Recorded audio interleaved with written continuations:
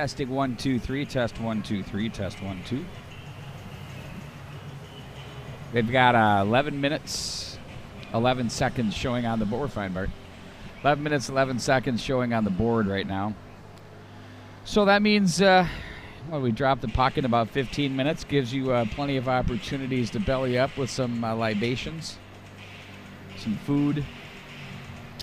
And we'll get the broadcast going for you here. I don't know why they schedule these for 6 o'clock. It's just my little deal. You have a practice that you can control that runs until 5:45. I don't know. So there you go. So if you're wondering why you're seeing the Zamboni right now, that's why. We'll have the broadcast coming up for you in about 10 minutes.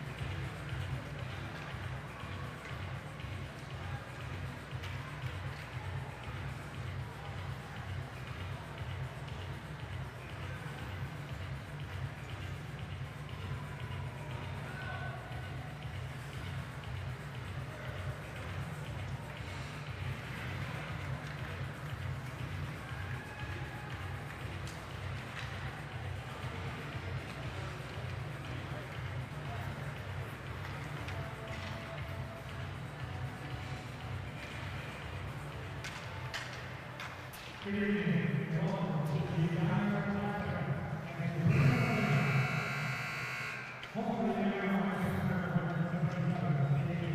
good evening, ladies and gentlemen, from Prairie Arena. It's the Edina Holiday Classic featuring the Eden Prairie Eagles and the Grand Rapids Thunderhawks as they prepare to face off here at Prairie Arena. The Eagles in their white, red, and black sweaters, and it'll be the Grand Rapids Thunderhawks in their familiar Halloween orange, black, and white jerseys. The Eagles coming off a 6-4 win last night against the Elk River Elks, a hard-working, hard-fought win. And they had some depth and balance in their scoring as well, Bart. And then the Grand Rapids Thunderhawks really chasing the game against the Edina Hornets last night. Yeah, in fact, Eden Prairie looked really quite good, and I think I might have predicted the actual score of that game looking back in hindsight. But wow. Let me get you your sling. My God. Yeah, no. My shoulder's been padded enough to where I have some flexibility. But no, Eden Prairie, very solid outing by Lee Smith and the Eden Prairie Eagles last night. Beat a very good Elk River team 6-4, as you said. But I think Grand Rapids, the score said 7-1. I think there was a little more tightly contested. Edina's just such a good possession team that Grand Rapids really couldn't sustain possession and really put enough pressure on to really kind of get into the game on the scoreboard. I thought they actually played okay. There's room for improvement, and I think we're going to see that improvement tonight. We'll definitely keep our eyes on that development. Carter Clafton, we've mentioned him, Bart, in many of these games. He is as good as it gets. He was real good last night, I thought. Yeah, he's terrific. He gave up a 7 spot, but again, it's by committee. I mean, there were some breakdowns in the zone, but he made some absolutely incredible saves, and it wasn't just 1 or 2. It was 5, 6, or 7 of them that were just very, very impressive, and it kept his team buoyant, kept their spirits up. He's going to have to do that again tonight, I think. Well, this Bart Archer will be Lee Smith's, if you can believe this. It's going to be his 700th high school hockey game coached. Wow, how about that? Considering they play, 25 to 30 games a year, that's a pretty impressive resume. Very impressive resume. And a good majority of those are wins as well. Well, we're excited to bring these games to you. Also, don't forget we have another channel rolling right now. It's the Moorhead Spuds and the Benilde St. Margaret's Red Knights. The JV game is in action right now, and then we're going to have the varsity game lined up for you at 7 o'clock, so you can kind of toggle back and forth between both those channels. The BSM and Edina boys. Great hockey here tonight.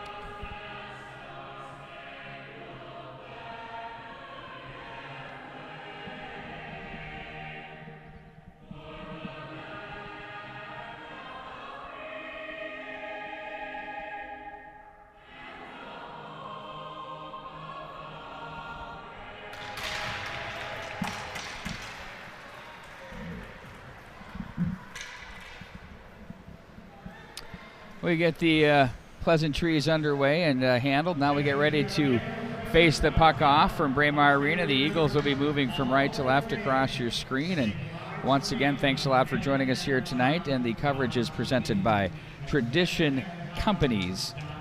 Check them out at traditionco.com. Records for these two teams since 2005. Boy, that was perfect until they brought the lights up. You'll probably see the change. And I mean, we got it all dialed in and everything. And then they bring the lights up, and it's woof. Well, they gave us some time anyway. The records all-time for Eden Prairie against the Grand Rapids Thunderhawks in this Holiday Classic weekend is 11-1-1. And all-time in the tournament for the Eagles now 25-13-2. Meanwhile, the Thunderhawks fall to 9-29-2. You know, in these teams, there were some runs in the 2009-10 era where all of them were top 5 teams, or within that realm, top 5, 7. And Bart, there were some games which were for the ages as we're underway with Langfels giving back over for Luke Middlestat across center ice. Finds his man angling. That's Middlestat. John Middlestat with the shot in on goal as Clafton turns it aside with the pads. Up and out of play it goes. Well, to dovetail off what you're saying before, Pete, yes, there's some monumental games that come to mind, but I think even as early as the 15-16 season or the season that Grand Rapids won, I think all 4 teams were, or 3 or 4 teams were right in the top 10 or 12, so not that far removed from that. I think in a year or two, this Grand Rapids team is going to step up as well as the Sauk River team, but we have Axel Rosenlund in goal for Eden Prairie. They gave Ben Boulis a night off. So Rosenlund is in goal. There's Langfels, blows a tire. Gehring out front, gathered in by Will Height. Tried to play that through the middle. It's going to be picked up and played back in by Bischoff. Ooh, they looked out front to the line. Snapper, look out, high off the glass. A bounding puck. Oh, and a save by Rosenlund. Rosenlund gets the arm on that one. Sliding away with the puck. It's Holt. Gives up for Will Height. Holt to the net. Opens up the right-handed shot on the off wing. That's blocked by the defense. There's a spirit to this one already. You can feel it, Bart. Yeah, and Rosenlund got challenged right off the bat. It's got to give him some confidence moving forward. But, yeah, pretty good pace so far early. Give and go. They score! Right out of the corner. The Eagles strike early, and they lead by a score of 1-0. And I think that's John Middlestat that got that one, just beat the goaltender. I think he went low, and it could have been 5-hole, but Middlestat's been a very driving force for Eden Prairie early in this tournament. I think he had a 3-pointer goal and 2 assists yesterday, and he's off to a hot start tonight. But Eden Prairie early 1-goal lead just a minute, 8 seconds into this game. That was textbook give and go, Bart, out of that corner. Quite impressive, to say the least. Well, Grand Rapids, it'll be interesting to see how they respond. Edina scored pretty quick last night as well, but Grand Rapids seemed to weather that storm. They're going to need to do that again tonight.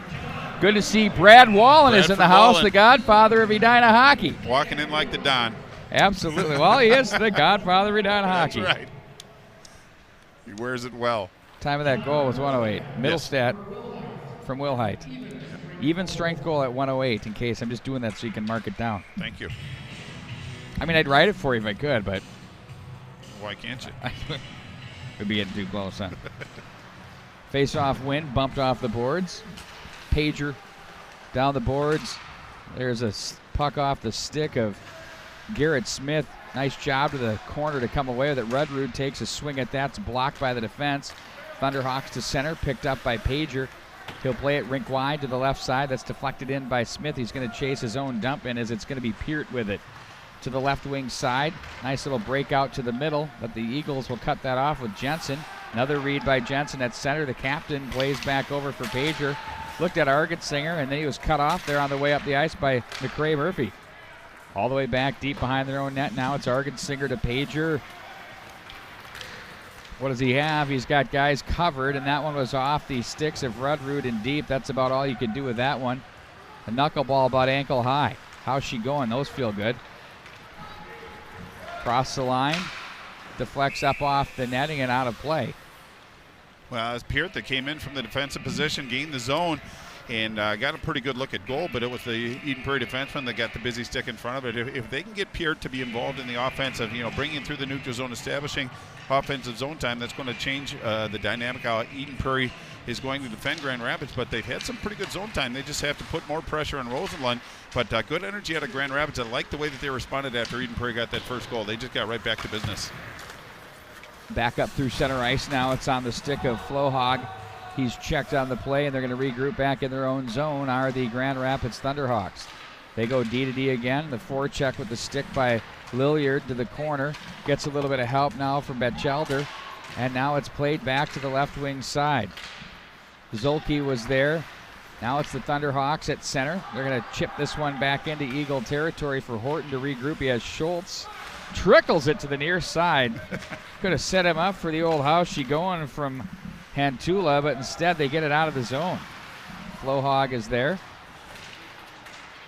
Now they're going to play this one. That's Gehring that played that one rink wide. Icing will be your call on the Eagles as we'll bring it back into Thunderhawk territory with 13:50 to go. Yep, there's your score, 1-0. John Middlestat, and a beautiful give and go out of the corner with Sam Wilhite for the Eagles. Well, Pete, if you look at what Eden Prairie did last night, they got the defense involved. In fact, it was Luke Middlestat that actually had 3 helpers yesterday. So if Eden Prairie can get their defensemen involved in the score sheet, it really bodes quite well for them. Here come the Thunderhawks, 2-on-1. Shot and a save, turned aside by Rosenlund. Oh, no. Get up. That was not good. Hard into the wall goes the Thunderhawks' Kobe Koenig. And he's a leader of that team. They need him. Boy.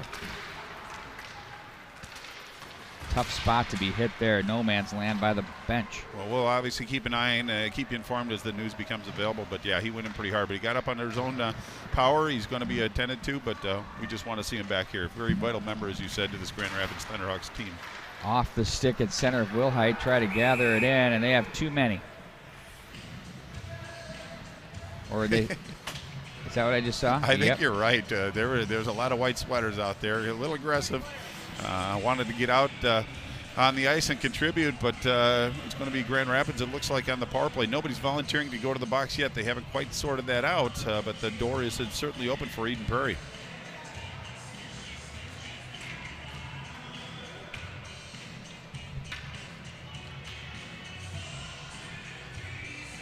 Well, it looks like it's going to be Stansberry that's going to serve the penalties. He's going to have the honor. Step it up for the team. Say, I watched that young Kai Stansberry in warm-ups, and he was picking corners so clean. The kid can shoot.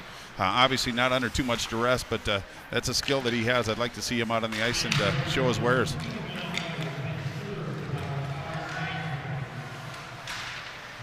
Back behind the net, the Eagles look to clear the zone. They can as Holcomb is there. Gets it over the extended arm of Rudrud. And they play this one through the slot area. Thunderhawks control with Braden Holcomb to the line. That's Peart. Now it's Holcomb. I can't help but think of him. And you know who I'm talking about, the greatest rock drummer of all time, Neil. Absolutely. I got a chance to meet his father yesterday. He's a very nice man. Neil? No. Oh. In front it goes. I know. It's swung on there by Holcomb.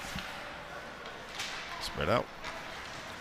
Quick shot, saved by Rosenlund. Nice bid by Del Greco. Boards and out by Rudrud. Eagles will get the change. Well, the thing I like about the Del Greco shot on that one is he didn't wait square up and allow everybody to reset. He just, in one motion, really put some pressure on Rosenlund, and Rosenlund answered the bell again. Oh. Heavily into the boards goes Murphy.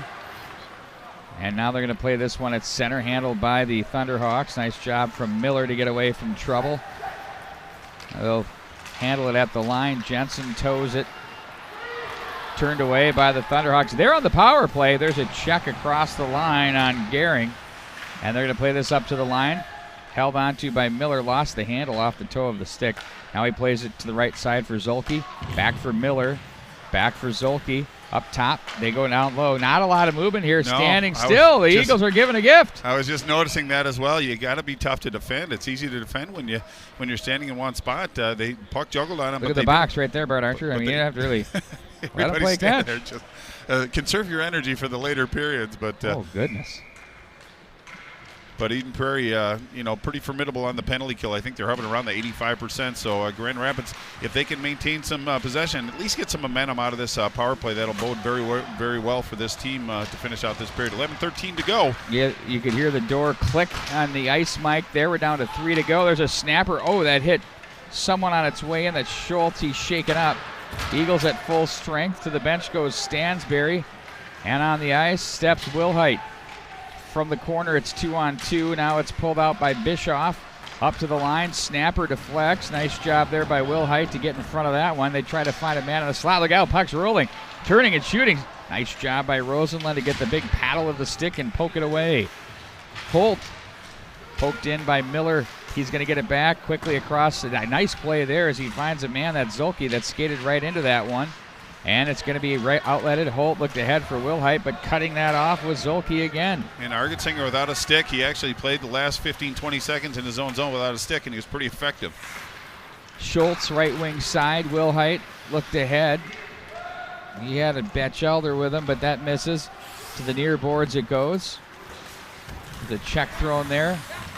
Pager Left wing bumped off the boards. Nice job there by Lilliard to keep it alive as it's played back in behind the net.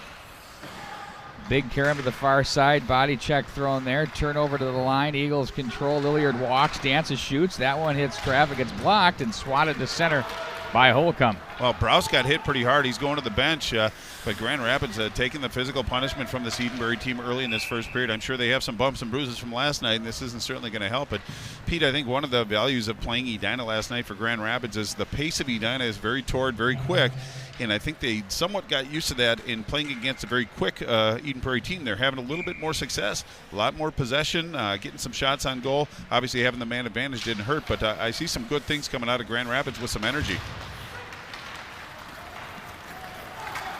Now it's going to be Redroot. I'm checking out this chat thing here while you're talking, Bart, and I might get involved. I mean, should I? Well, I'm not going to. Because it's just going to get on if I do. Oh! Jensen with a blasting hit there. Look at this blow up right here in the slot area. Down goes Murphy. Yeah, and that was. There's one at the line. And that's Eden Prairie's turning up the physical game, but it's when they're doing it. But this is McCrae Murphy coming in. And the defenseman actually do a good job, just kind of walked into him on that one. But it really freed up Del Greco to put some pressure on Rosenlund. Tried to go low between the pillars, but Rosenlund closed that gate. But when Del Greco can get those opportunities in tight like that, that's a good sign for this Grand Rapids team. It's going to give them confidence to go to the net a little bit more. That hit was so Scott Stevens like. Here comes Jensen in on goal. Scores! Big hit. Face-off, turnover, and here comes Jensen on the breakaway. He tucks it home for the 2-0 lead. Well, he's got some speed. It's a right-handed shot coming in on the left-handed side, and you kind of watch him. Actually, a left-handed shot going in on the side, but his speed just kind of took over, pulled the puck over, opened up the pillows on Clafton, and just tucked it in neatly in the 5-hole. 2-0 lead for Eden Prairie. 9:10 left in this first period. I think Grand Rapids just has to get something positive, get some more pressure on, but Eden Prairie just seems very methodical about how they go about their business. And they're having success. But I think that the physical part of the game that Eden Prairie's put on them has softened them up just a little bit.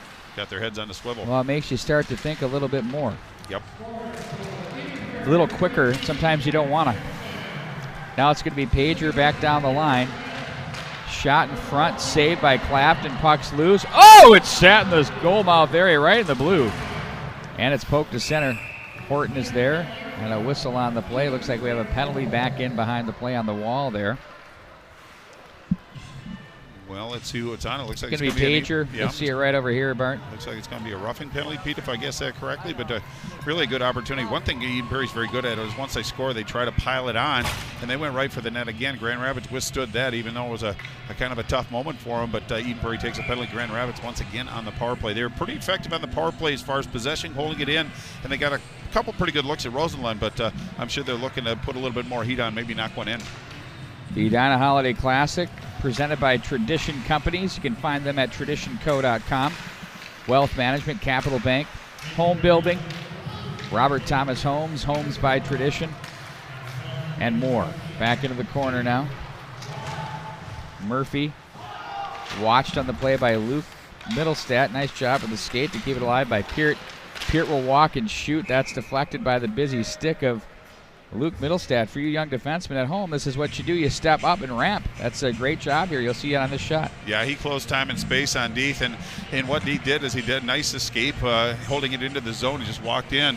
But watch Middlestat come out right after him and just kind of close that, put a stick in the way. You know, it doesn't have to be pretty. It just has to be effective, but ramped up and out of play.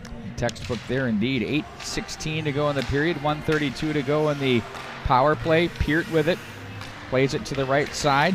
Holcomb knocked away from him and sent back into the Thunderhawk zone. Well, that shot looked like it caught Langfels in the soft part of the skate. He's going to go off no worse for the wear, but had some velocity on that one. Deflected in off the long pass by Holcomb behind the net. Argetsinger rips it around the wall, and the length of the ice it goes. Shallow angle shot, misses the mark. You know, Eden Prairie plays a very fast game. They always have, Bart. You think about the years with we got the NBA going here with the music. I know how you feel about that too. Well, I think I just said it. Right wing side, Thunderhawks, but the Eagles love to push the pace, and you know, they force you into mistakes because you start thinking and moving at a tempo you're maybe not as comfortable with. Well, and that's why I think the benefit of playing Edina last night helped him kind of get acclimated with the pace of a team like Eden Prairie and Edina, and they're having a little bit more success tonight. But you're right, Eden Prairie seems a little uncomfortable if they're not in possession of the puck. So it's a very, very solid team top to bottom. I like the way they compete, too. Nice play up the middle by Peart. He's a dandy. Plays this one down the right wing side. They'll snap it. No!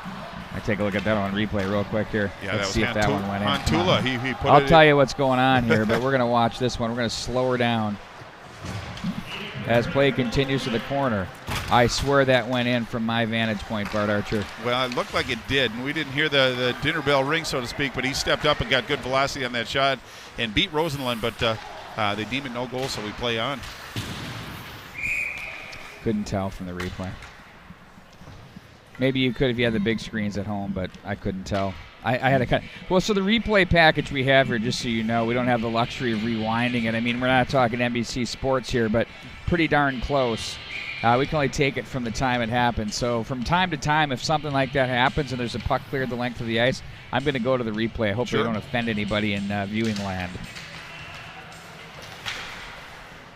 Up and out of play it goes once again. Boy, Eden Prairie's just getting their sticks in front of these pucks. They're closing the passing lanes. And Grand Rapids is guilty of waiting. I mean, one guy gets the puck, and you got to move. You got to kind of move to some open space, give them an option. But Grand Rapids not giving themselves any options, so they have to take the shots, and Eden Prairie's getting their sticks on them. Face off, controlled by the Thunderhawks, but a nice diving play by Lilliard. That was a good effort on that one.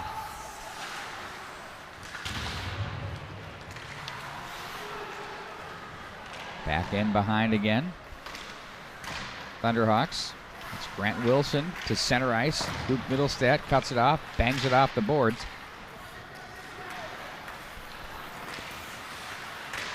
That's fought off by Luke Middlestadt as he turns and plays it to the near wing, left wing side for Langfeld.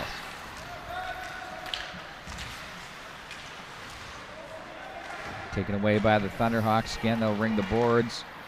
Rouse was there. Cut off again and handled now by Middlestadt. Pager for Argetsinger. Back for Pager. John Middlestadt has a goal tonight. Let that thing go in a hurry off the glass. Back into the corner. Big check thrown. Miller there working the defensive boards. And, you know, you watch a guy like Drew Holt. He's a sophomore, and he is so good down low, Bart. Well, and he got a goal early, gave his team some life yesterday, and it seems like the young players, if they can get that goal early, it really amps up their game just a little bit. They can play to a different level. But, yes, he's out there making things happen with enthusiasm. It's a very veteran Eden Prairie team, but their youngsters that have been peppered into this lineup have been really impressive. No, in fact, well, it's Lee Smith's not going to put anybody in a situation that's going to be a position to fail. He's going to put them in a position to succeed, and with the support that's around him, you know, you can kind of work them into the lineup and put them in positions where they don't get too vulnerable and they start building some confidence. Pretty soon you kind of let the reins loose and let them run for a little bit and see what you got. And I think so far it's been pretty impressive early in this season. Be sure to check out our action tomorrow night from the Edina Holiday Classic. We'll have both games for you. Once again, it'll be the Section 7 AA matchup between Grand Rapids and Elk River. I always like that one because it takes on so much meaning, and it's such a great way to start the week, that final night of the weekend. It's a spirited affair. And then you have the crosstown rivals, Edina and Eden Prairie. Two teams are going to play at a scorching rate. I can tell you better be ready to go, Bart Archer. Buckle it up. I was ready a couple months ago, Pete. We're Something good. tells me there's nothing not true about that statement. The short side shot by Rudrud's turned aside by Clafton as the Eagles work the offensive zone with 4 minutes and 10 seconds left in the first period. Langfels reaches, deflected off the post! No, that one does not go in. Smith nearly had the redirect. Well, that was a pretty athletic tip by Garrett Smith on that. A good shot from the point. A nice low shot, but he actually brought that one in really while his body was spinning. So a nice change in trajectory on that one. It hit the far side post, and Clafton covered it. So face off to his right, but again, a good opportunity for Eden Prairie. I like the way that Grand Rapids is playing their position. They're not chasing the play, playing a little bit more solid positionally than they did last night, and it's giving some value out of that. But Eden Prairie is just a house of fire. They can score in a lot of different ways.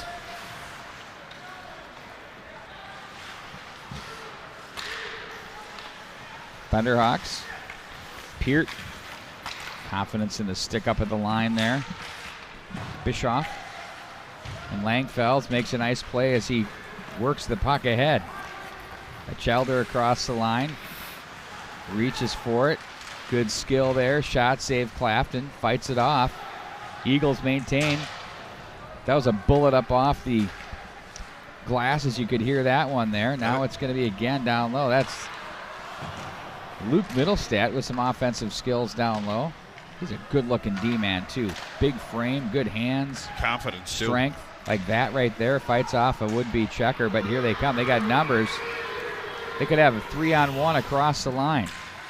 Gehring's shot saved by Rosenlund, and he keeps it a 2-0 game. Well, I think he was looking for some support as far as Gehring. He came in, and it just seemed like it was 1-on-1. It could have been a 3-on-1 if they would have kind of got a little bit of speed about it, but he did get the shot. If you're in on a 2-on-1, you at least have to get a shot, whether it be by the pass, but the goaltender was playing the shot. He took the shot. Easy save for Rosenlund. Well, Bart, you know, it's one of the, when you slow down on the rush, you turn a 3-on-1 into a 3-on-3 pretty quick if the team's getting back like someone stole their wallet. Right, absolutely. But it looked like the passing option was taken away, and the goaltender knew he was going to take the shot, so he came out and really took the angle away. John Middlestat to center. Miller had to hurry. He had all sorts of heat on him. They're onside. It's Wilhite. No, they're not. Offside at the line.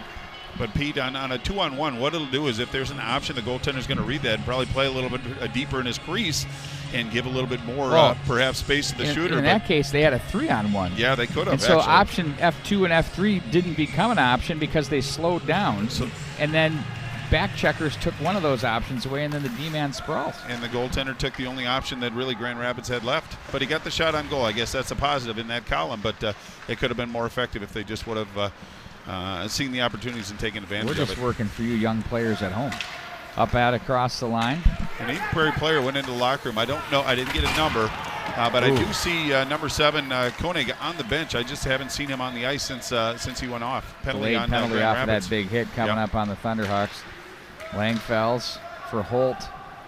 He'll cross through both Wilhite and Middlestat. That thing was kind of doomed at the line from start. So, well, I thought Holt should have perhaps. I think the puck maybe danced on him because he had some speed going in and he caught the defenseman flat-footed. But again, a whistle is what's going to happen, and I can't get the number on that, but I think it's going to be Wade Browse, the sophomore forward for Grand Rapids.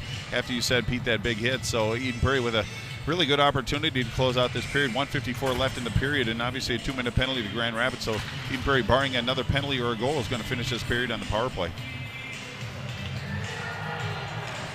Down goes a Thunderhawk. Del Greco. Think he was trying to draw the attention of the referee on that one? Just a little bit. It looked like he did a cartwheel. Pounding puck to center. Here come the Thunderhawks. Short-handed. Oh, that was a nice little deceptive move there by Del Greco. Showed pass and tried to sneak it through the legs of Rudrud, who then wins the battle out of the corner. Well, Rudrud being a forward didn't fall for that one. It was a great play, or a nice play, like you said, from Del Greco, but a nice defense by Rudrud on that as a forward. Jensen gets through one man. He had a great game yesterday against Elk River. Off to a good start here again tonight. Now it's Luke Middlestat in front of the bench area. To John Middlestat. They missed the mark with 1 minute remaining in the period. Here come the Thunderhawks on the move. With it now, it's Koenig. Koenig holds and shoots, and a save made by Rosenlund. What an opportunity there. Well, it was John Middlestat that actually, through the neutral zone, came in, lost control of the puck, and got caught a little bit deep, and then it was Koenig. Good to see him back out on the ice and being effective. Came in all alone, left side, put a pretty good shot on, but ramped up and out of play by the Eden Prairie goaltender. Face-off now to his right, 51.4 seconds left in this period. A man down, Grand Rapids has an offensive zone face-off. Good speed by Koenig on that one. Outletted to the left wing for Langfels. He finds Wilhite. 40 to go in the period, 45 in the power play. 2 good chances now for the Thunderhawks, shorthanded. Wilhite twisted his ankle or something in the corner. He went down. It took him a while to get up, and then he came up kind of limping a little bit. So let's take a look. Oh, there it was right there. Yeah. Did he take a stick there? I don't know, but he's not putting a lot of pressure on that one. But a couple bumps and bruises tonight from these young kids. You know, they are young and almost bulletproof, but they do have their vulnerabilities. Once you start getting some bruises, you feel them as the game goes on. Adrenaline can only take you so far. Langfells plays to the left side for Holt. That's blocked. Good PK. Defense. Sorry, the music. I feel like it's an NBA again. They have no idea it's on right now. It's like an open skate. Scores! Power play goal for the Eden Prairie Eagles. They take a 3-0 lead. And that is going to be Drew Holt, I believe, on that one. For sophomore forward, just went blocker side high from the left hash. Beat the goaltender clean, but power play goal for Holt, and I believe that's going to be his second goal of this tournament. He's got a little streak going, 2-game goal scoring streak. I'm sure he wants that to continue through tomorrow. Add some more today. Power play goal late in the first period, a goal early, and a goal midway through is the formula for the Eden Prairie Eagles as they lead 3-0 after one period here from Braemar Arena. Once again, I'd like to remind you that tonight's coverage is presented by the Tradition Companies. You can check them out at traditionco.com. Also presented by the exercise coach in Eden Prairie. Make sure to check them out. We're going to take a timeout. We'll be back with more action coming up in 14 minutes. Hockey continues right here on mnhockey.tv, along with Chad Schumacher. He's the owner of Tradition Wealth Management. I'm Pete Wagner, between periods. And Chad, I always enjoy these chats because you've got one heck of a juggernaut working here at Tradition Wealth Management. How are you doing? I'm doing great. Let's talk a little bit about who is Tradition Wealth Management, what you guys do, and give me a little bit of a history lesson on how all this started for you. Great, thanks, Pete. Yeah, we've been around since 2003. One of my best friends who was in the business, Jake Annebeck, they own Tradition Companies. We played against each other. We were in high school. They were looking to branch out and get another avenue company going, and we got together, and Tradition Wealth Management's been here since 2003. It's amazing. You guys locked horns in high school, and you still are, aren't you? With the little Lakeville South, Lakeville North action. Correct, yeah. There is only one part of Lakeville, though, right? So. Sorry. I just say who's winning the battle. I guess I don't need to go there. Yeah, so as far as your office is concerned, is there future growth? I mean, how many employees do you have, and where are you guys located? Yeah, right now we have offices here in Edina, Woodbury, downtown St. Paul, and we recently opened up North Oaks, and Wayzata will be opening up in February. So we have 20 people now. We're probably going to go to 25 to maybe 30 over the next 5 years. Look at you going to Wayzata Street, as I like to call it. Yeah. Wow, very impressive. The cash center of the West Metro. What makes Tradition Wealth Management unique, Chad? Well, I'd say certainly our people. I mean, I got the best staff. Everybody says that, but everybody's been here, for almost 20 years. It's, being specialized in there. We really specialize that each different person has their own plan, and everybody goes through a plan. So we try to separate it. We've kind of created a private family office for people that don't need a private family office and take care of all public securities. Most of our clients have been here, 10 plus years, if not, since we've been in the business. So we feel very fortunate. And now we recently opened up our sports management division for some of the athletes that we're working for. And so, we really want to make sure we can help all those people stay on the right path as well. So as far as the type of personnel that you have here, you touched on that a little bit earlier there. What makes them unique? What do you look for in the people that you bring in here? Well, obviously they got to have a passion. We don't want it just to be just a job. People pay us a lot of money to make sure that their money's in good hands, that the service is impeccable, that we do nothing but have a positive attention to their accounts. We realize we're going to have ups and downs all the time, but as long as we stay consistent, we're going to tend to keep people for a long time at our firm. Yeah, I think you guys have a unique way of reaching out. One of the things Scott Boyning said from the bank side of things, it's really big time word of mouth. And if you take care of your people, that's what happens. I'm sure that's part of what your strategy too as well is. But what else have you guys done? Can you talk on your network a little bit and how you've built that out? Yeah, well, over the years, obviously it's a small community. Whether it's hockey or a lot of people know everybody in there. You can have a reputation for 25 years and lose it in one day. So you always got to be on top of your game. We practice what we preach. We're in the community all the time. You know, I'm on the board of Hope Kids, which is a local charity for kids who have life-threatening illnesses. We have Tradition Pass It On. You know, we're always out there trying to help give back. And by giving back, so many people have benefited from that. And, you know, I know it's from those exercises that not only myself, but others are now aware of your great company. Yeah, no, it's been very fortunate. We're blessed to have good people, not only here at Tradition Wealth Management, but all the other brands that are out there. So, you know, a lot of the networking is just done intercompanies with our clients, and they know that they're going to get top-notch attention. And so, naturally, it's a good fit for them to be introduced to us. And yeah, it's been a very blessed place to work. So you have a lot of growth that's going on. You're obviously opening another office out in Wayzata. How much have you seen your world here grow as far as maybe the past year or so? As obviously things are humming along pretty well. How have you guys been impacted that way?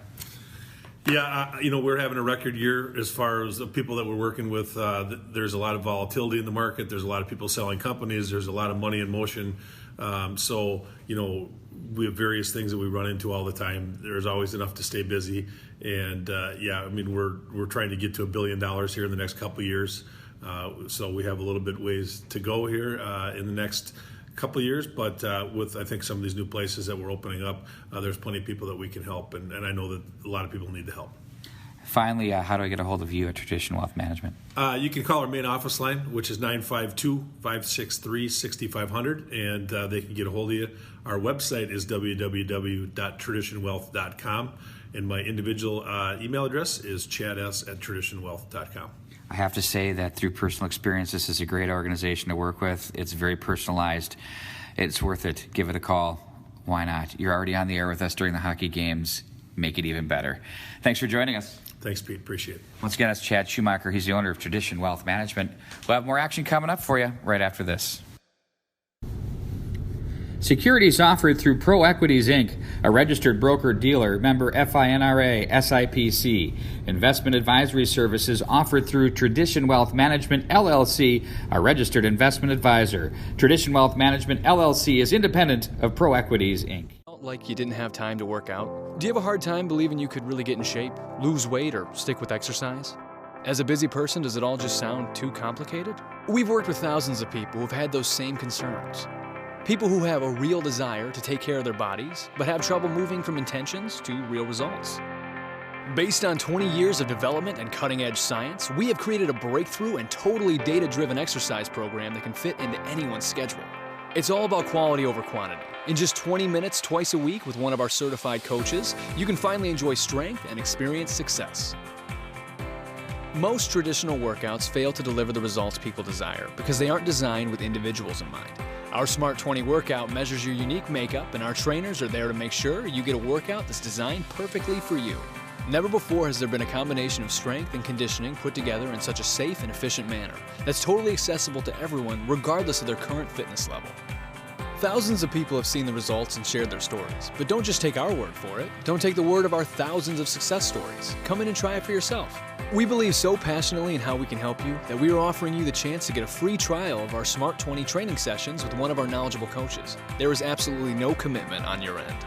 Plus, we'll answer all of your questions about how to meet your health, weight loss, and fitness objectives. What have you got to lose? Come in for your free personal Smart 20 sessions. Register for your free sessions by signing up at exercisecoach.com. Griffith, the Vice President of Sales and Marketing for Carol, thanks for joining us between periods here today. Yes, thank you very much. So let's start from the very beginning. You know, we've all heard of Robert Thomas Homes, but really, who is Robert Thomas Homes? Well, Robert Thomas Homes is a locally owned semi-custom home builder. We're based in Lakeville and as a part of the Tradition Corporation. We build homes from the $400,000 to up to $1 million in communities throughout the Twin City metro area. Many of our communities that we're building in right now, Spirit of Branch and Farm in Lakeville, the Harvest in Chaska, Village Preserve Lake Elmo, St. Michael, Creekside Hills in Plymouth, and 21 Oaks in Woodbury. Well, our viewers can obviously see the incredible drone footage of your Lakeville properties that Robert Thomas Homes have put together. That is an absolute gorgeous. That's got to be a crown jewel of some of the things you've done. Yes, I expect that this must be Spirited Branch and Farm. And Spirited Branch and Farm is a very, very special community. We've been the top-selling community in the Twin Cities for the past 3 years.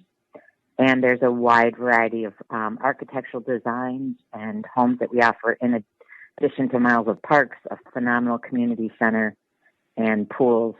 There's just so many great things that neighborhood has to offer. So let's talk about your target market then. Who do you find is your typical target market for your homes? We really build in, I'd say, 4 varied collections is what we offer. One collection that's been very popular right now is our cottage or villa collection.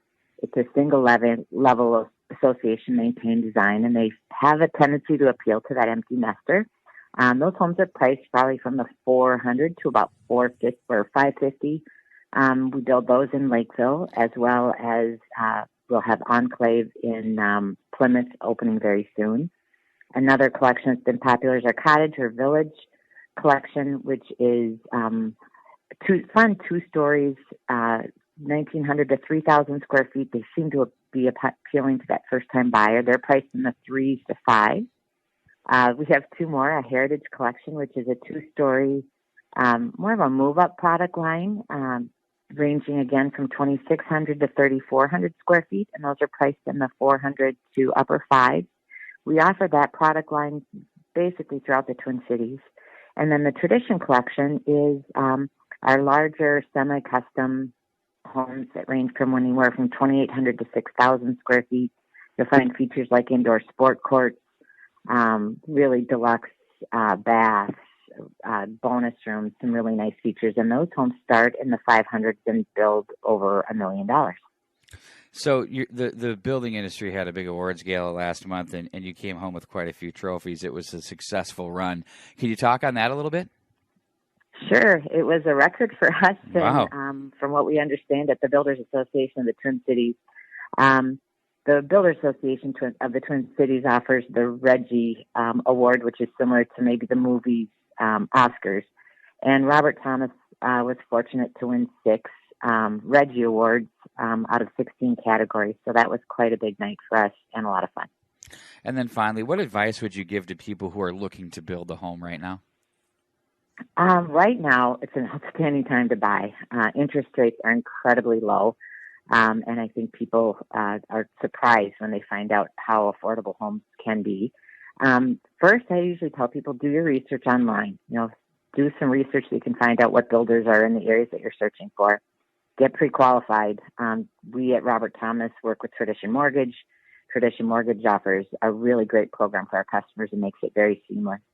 Then definitely visit the builders' communities and model homes. One thing Robert Thomas puts a huge focus on is not just the house. We take a lot of great pride in the homes that we build, but our huge emphasis is on designing communities that are focused on bringing the neighborhood together. So you'll see community centers and exercise rooms, party rooms, green spaces, parks, just really hockey rinks. You'll see all these really great spaces for people to spend time. Sounds. Sorry about that. Keep going.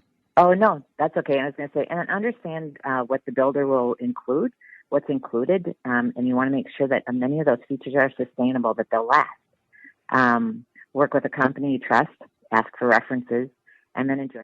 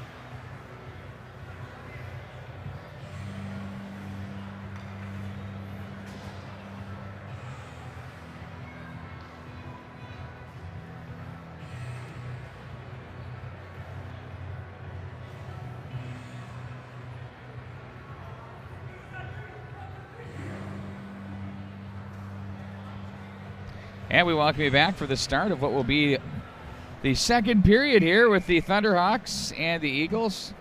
3-0 in favor of the Eagles.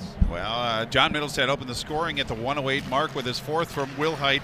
Then it was Jensen with his fifth from Smith and Langfels at 9:10, and then Holt with the second from Langfels at 16:51 on the power play. Shots on goal, Grand Rapids 7, Eden Prairie 11, and that's where we stand going into the second. I'd like to take a moment, if I could, to give a shout out to Ryan Schmidt and his two boys, Tacker and Brady, watching us at home and watching some good hockey tonight. Hopefully I will be able to call Tacker and Brady's name somewhere in the future at the state tournament. But we appreciate you joining us. Thank you very much. We're going to get an interference call? Yeah, indeed we are. And it looks like it's going to be on Grand Rapids, and it's going to be number 11, and that's going to be Cameron Jagger going to go to the box. The stout defender on this took a penalty last night on a big body check. A little questionable. I don't think there was much question about that one, Pete, but Eden Prairie on the power play, offensive zone faceoff to Clafton's left. Boy, Grand Rapids not making it any easier on themselves.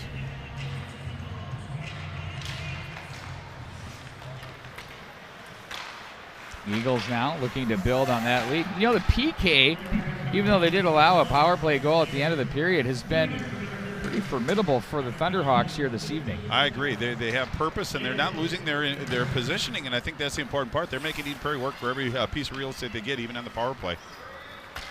Across the line, it's Luke Middlestead, turned away. He's going to leave that off for Rudrud. Left circle, scores! Oh, what a play. He goes short side on that one, Bart Archer. Well, I think he used Peart as kind of a screen on the goaltender. I don't know if Clafton saw that, but he just came in around the left dot, went to the forehand and went short side, but Rudrud no stranger to the scoring area, and he can finish, and he just proved that on the power play. And for Rudrud, that's going to be his third goal of the season, but he's certainly a dynamic offensive contributor for this team. He does a lot of things for Coach Lee Smith. A little bit of a screen employed there on Clafton as well. Yeah. That didn't help the causes of the Thunderhawks, but a great play by Luke Middlestead to drag some traffic with him and give the puck to Rudrud, who had an opportunity with some openings. And this is where Eden Prairie starts to kind of swarm a little bit, so Grand Rapids is going to have to weather this next couple minutes. But you're right. How many times have we said good play by Luke Middlestead? We said it a number of times yesterday. We're going to say it a number of times today and likely tomorrow as well. He's just quite a player. And one thing about the Eagles is they skate real well. They're quick. They're, purposeful with their offensive game, move the puck well out of the zone. They're a great front-running team. When they're in the lead, they're tough to come back on. Well, and once they start getting the smell of getting to the net, everybody kind of subscribes to it. And they're very difficult to contain when they start getting that focus to the net and funnel to the net. But Lee Smith's teams have always been able to bring the puck to the net, and this year's edition's no different. 2 for 1 over in front of the Eden Prairie bench all night long. The Malachi Crunch. The pad save and a beauty. Well. Rosenlund turned that one aside. Miskovich. One-timer, misses the mark. Flohog tries to play this down the wall, but nobody. Oh, nice job by Flohog to keep it. They got numbers. Goes back against the grain. Oh, no, he got smoked. Oh, you don't like to see that. And he's not moving. Yeah, you should almost call the whistle immediately, regardless of who has possession on that one. But I think it was Jack Jensen that went a little high on him. And Jack Jensen's not a malicious player. Let's just get that out there right now. But that was a pretty violent collision on that one, and I think that's going to be, as you said, Derek Ogle, the junior defenseman. And he's a name that we don't say a whole bunch, but he just goes out and does his job. So I'm sure that Grand Rapids certainly like to have him healthy. That's the primary concern right now. But I guess a consequence of it is Grand Rapids is going to get a man advantage. But I think, just the young man's health is the primary concern right now. So they're talking things over to see what they're going to give Jensen as Flohog was down. Steve Cheetah, the Edina trainer, gets out there immediately. He's as good as it gets. Yeah, he's in good hands, I will say that. Of course, he's from the TCO group, I believe. Well, the good part about it is he got up without any assistance. He is they're just kind of helping him just to make sure that he doesn't lose his balance, so to speak. But Grand Rapids is taking some bruises tonight, but Eden Prairie can play that physical brand. But that was a pretty violent collision, but we just want to make sure everybody's healthy and able to keep playing. But Grand Rapids, a pretty good opportunity on the power play to get that 0 off the scoreboard and put a straight number on there, and that's where they can kind of build from that point forward. But a great opportunity for Grand Rapids, but obviously we hope that that the player comes back very, very quickly. 5 minutes goes up on the board.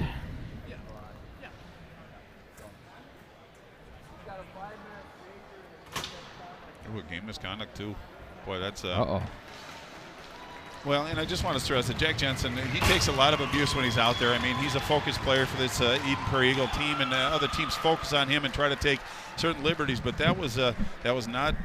He's never been malicious, so I'm going to give him certainly the benefit of the doubt on that. But a primary player for Eden Prairie not available for the rest of this game, and Grand Rapids with a 5-minute power play. And again, for the people that aren't aware of it, they can score as many goals as they can within that 5 minutes. So they have a great opportunity. Couple of young men behind the Eden Prairie net. I went up to Jack Jensen and we're trying to chat, and I'm not so sure I'd want to talk to a guy that just got tossed. Yeah. But he handled that quite well. Well, I'm sure he did, and I think most high school players would handle it in the proper fashion. But I'm sure he just wants to get to the locker room. I'm sure he's disappointed moving forward. But Eden Prairie's going to have to pick him up and fill that void. But when one door closes, another one may open. So we might see some younger players in Eden Prairie get a chance to be in a primary role. So next man up. I elected not to play the replay on that one for obvious reasons. I think that was very smart of you. For those of you that were wondering, we don't need to relive those types of things. Headed toward the locker room area. Flohog is walking with a decent pace. Yep. But he's headed that way with Cheetah. Or maybe they're just going to go underneath. They're going to go underneath. He's going to give him protocol. Well, better to. He has to. It's how it goes, I mean. But I think that's the appropriate thing to do, obviously. You have to use kid gloves and make sure you make the right decision moving forward. Well, once you're a trainer and you've treated a head injury, you have to do everything, or you're not a trainer anymore. Back of the corner now. Holcomb. Murphy now.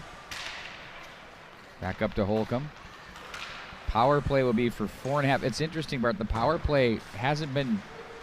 The PK has been better for this team, really, as far as generating chances in the power play so far tonight. No, you are correct, and I think it's just the mindset. But, again, even though they're a man up for a period of time, they're still going to have to mind their defensive responsibilities. There's a lot of speed on this Eden Prairie team, and they can turn it up in a hurry. I can't help but note how physical and heavy this Eden Prairie team is, though. I mean, more so than usual this year, Bart. I mean, you had a friend of ours, Brad Wallen, between periods saying there's at least 3 times you saw Thunderhawk players just get lit up hard into the wall. And then there was this one. But that's what seniors can do. I mean, when you're older, it's just older, bigger, stronger, faster. Well, and the underclassmen, once they can get some confidence, too, if the seniors are playing big, they're going to kind of follow suit, too. So it has a bit of a ripple effect that can resonate through the whole bench. Ooh, shallow angle. There's Rosenlund to make the save on the opportunity from the Thunderhawks. Well, they tried to sneak it in low, but Rosenlund took the high percentage shot away. There was some traffic in front, so if there was a second chance opportunity, Grand Rapids was poised to redirect that into the net, but a good job by the Eden Prairie goaltender. Keep that puck out of the net. 13:56 left in the second period. 3:38 left in the major penalty to Jensen, but some good offensive zone time for Grand Rapids. Now they got to get in the scoring area and put some more pressure on Axel Rosenlund, the junior goaltender for Eden Prairie. Up and out of play off the draw it goes. We start all over again.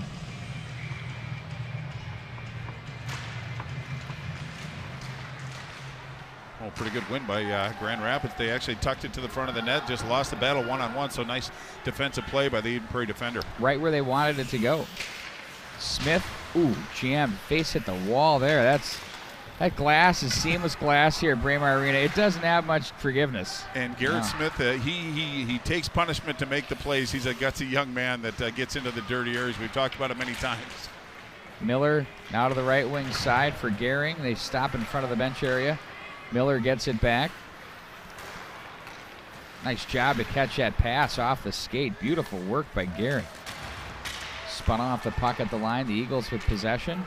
Clafton goes down to make the save. Lays it up and on the stick for Koenig. Koenig now to Miller. Rink wide. Antula with it. The left-handed shot down the right side. Try to get an opening to let that fly. Couldn't as the puck trickles back into Thunderhawk territory as Clafton. Oh, look out. There's the wheels we're talking about. Kresbach jumps off the bench, and he just ties it up and creates trouble. 220. Three Thunderhawk players dealing with Kresbach. I was going to say something, but I knew that you were going to pick up on that. But that's how he went down there with some vigor and enthusiasm. Absolutely impressive. Look He's out. not done Clafton yet. lost an edge. Kresbach comes away with it. Back in behind. Kresbach. This is a shift he'll never forget. Well, I think that was a shot, but it actually worked out pretty well. It just rang around the wall, and now you got Luke Middlestead to just send it. They're burning up some time. Just 1:49 left in the major. Really not too. I think one, maybe two shots on goal so far. So Eden Prairie's doing a great job of picking up their teammate. Offside at the line. 12 minutes remaining here in period number 2, 141, and the major penalty to Jack Jensen, who also had a game misconduct for head contact. Eden Prairie doing a good job of stepping up, being a man down, using that blue line as a natural line of defense, really creating, kind of limiting the speed by Grand Rapids coming in, limiting their opportunities. Really a nice kill by the Eagles.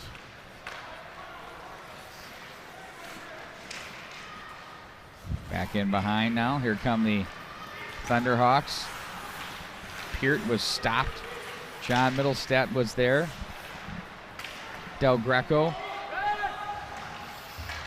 Eagles look to push that one down the wall. Jagger is there. Holt plays the body. And now it's on the stick for Peart. Hounded by John Middlestead, but they outlet calmly to the right wing side. Now to the corner it goes.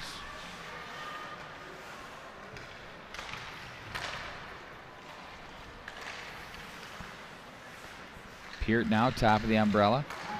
Right wing side. That one misses the mark, off the boards. Murphy. And that's Middlestead to play back in behind the net.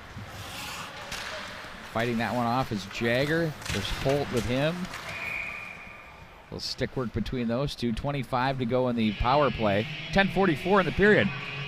Well, these Grand Rapids defenders, even though they're man up, have to have their heads on a swivel or at least be aware of the forwards that are coming in to put pressure, because there's a lot of speed up front. And that one, it was Drew Holt, the sophomore forward, that was putting all kinds of pressure on Jagger, and just an offside face-up outside the zone.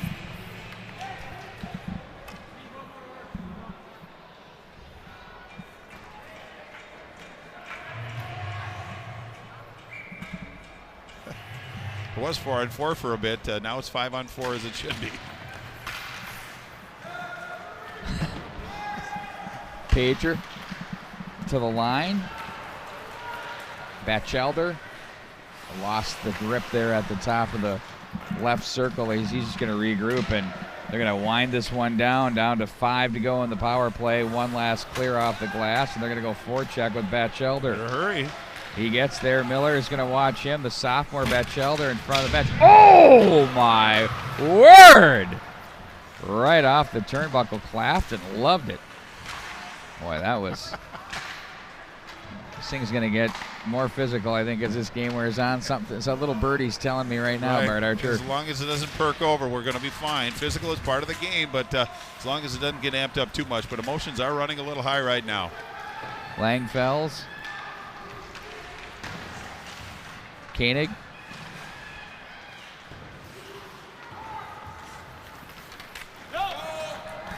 Zolke lets it go. Holt in front. That one off Batchelder. Bounding puck. That was Rudrud looking for goal number 2 here tonight. Batchelder's shot. And looking for the loose change there was Holt. We come together. Well, now a little extracurricular after the whistle. Not a big deal, but it looks like it's Zolke and Holt exchanging pleasantries, but Rudrud did a nice job to get the puck on Batchelder's stick, and he put a good shot on goal, but Clafton came out beyond the blue and challenge, really took all the angle away from him, held onto that puck face off to his right. 9:31 left in the second period. Eden Prairie just killed off a 5-minute major, still holding a 4-goal advantage face off in the Grand Rapids zone. Look out, that puck had seeing eyes in front. Oh! Clafton might have gotten a mitt on that one. Falling forward, back to his left it goes. Brodzinski. Holcomb off the stick of Hantula. It's going to be handled by the Eagles, sent right back into Thunderhawk territory. That'll be enough for an icing call. We got 9:05 to go. Well, again, another great shift by Austin Kresbach, the senior forward. Boy, behind that net on the end wall, that's his office. He comes in and just wreaks some havoc down there. Very effective, and he's using his body to protect and really creating fits for this Grand Rapids defenseman. If he can keep doing that all night, it might frustrate some of the orange jerseys eventually. Ooh, big goal. There we go. Wow, a huge one there as they score.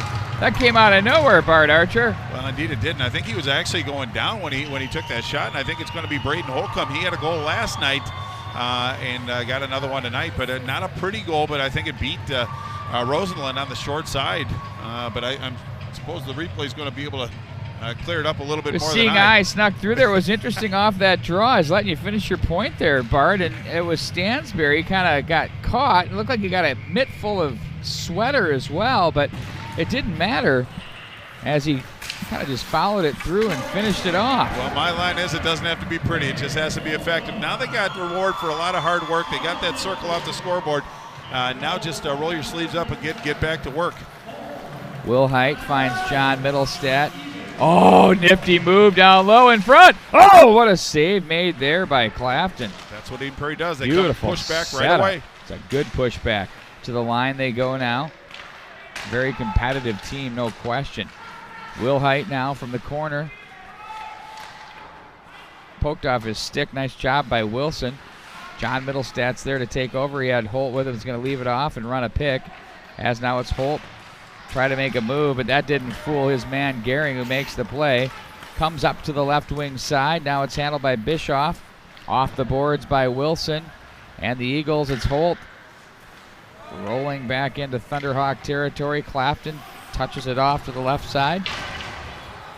Rudrud throws the leather on Jagger. You could hear that one all the way over in Hopkins. Main Street. That's right, Main Street. Left wing, shot on goal, and a good one there by Koenig. Well, and look where Rosenlund is in the crease. He's outside the blue. Really kind of came out and challenged the shooter, but again, pretty good effort by Grand Rapids. It seemed like that when they scored and Eden Prairie came back with a pushback, Grand Rapids started to kind of chase and lose their positioning a little bit, kind of taking their options away, creating some space for Eden Prairie, but they came down on a nice rush, got a good shot on Rosenlund, but a pretty decent save. He made it look easy. Langfells outlets to Smith. Pinched in on there by Zolke. Now Langfells gets it back. Langfell's father, Don, his brother that played with you, his first name again? Dan. Who was better? Come on. They both. Well, it's you don't like want to say. Which one's better, Luke or John Middlestat? They both bring different talents to it, but I just know Danny had outstanding footwork. He was a captain on our team and our Bantam A team, and he did so many things for our team. It's hard to really say. Unfair question. I'd love to answer, but I just love can't. asking unfair questions. There's a shot that's You're off pretty the good equipment. at it, too. I love putting you on the spot. Zolke blocks 2 shots. Batchelders was the second. And now it's Peart. Touch pass. They find their man Del Greco. He's hounded by Rudrud. Stood up on the play. There's a chance in on goal. Rosenlund makes the save. Watch this work here, Bart Archer. Well, and some extracurriculars. Go ahead and go to the replay. We're going to get out of there. But I think we got stuff going on here. But I think the important thing was Grand Rapids got 2 forwards behind the defenseman, and they were looking Rosenlund right square in the eye, but he kept the puck out of the net, and that's when emotions kind of boiled over a little bit. We kind of had a feeling that it was kind of leading up to this, but no harm. A little pushing and shoving, a little verbiage exchange isn't the worst thing in the world, but we're going to get some consequence, and I think Langfels is going to go. I don't know who the Grand Rapids player is, but Keegan Langfels, he took a turn. He was going to the box, but it looks like it might be somebody else. Looks like it's bench. Nope, he was trying to do the old, I'm going to the bench. Okay, they rounded him back up. I was going to say pretty good, but I think it's going to be Peart that's going to go for Grand Rapids, kind of a primary player. And really, Batchelder is in as well. Okay. 6:49 to go in the second period, and this was all kind of a result after the big hit. Yeah.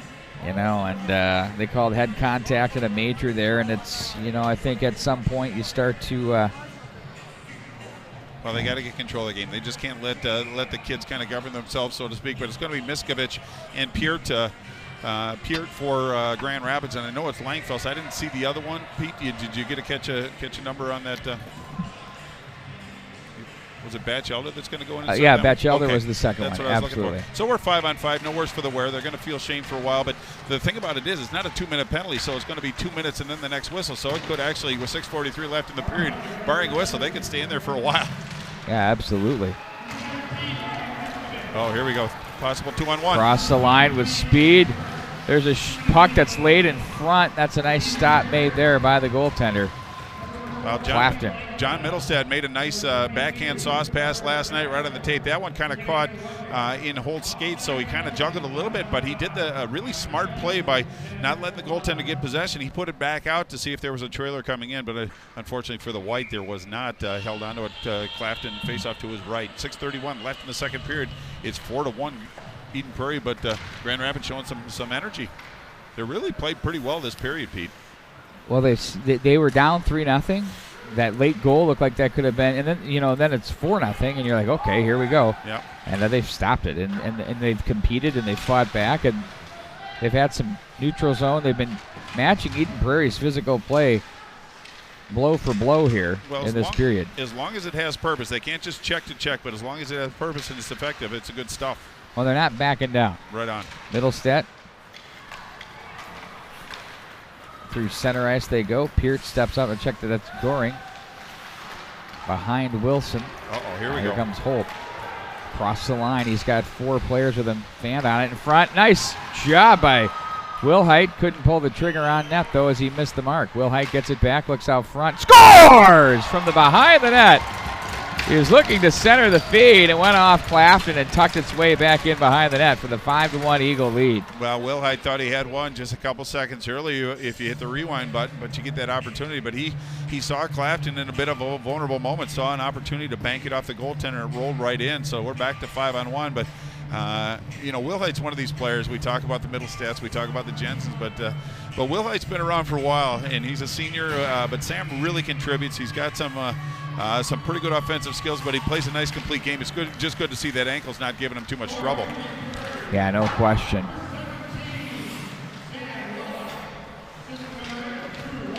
In front they go again.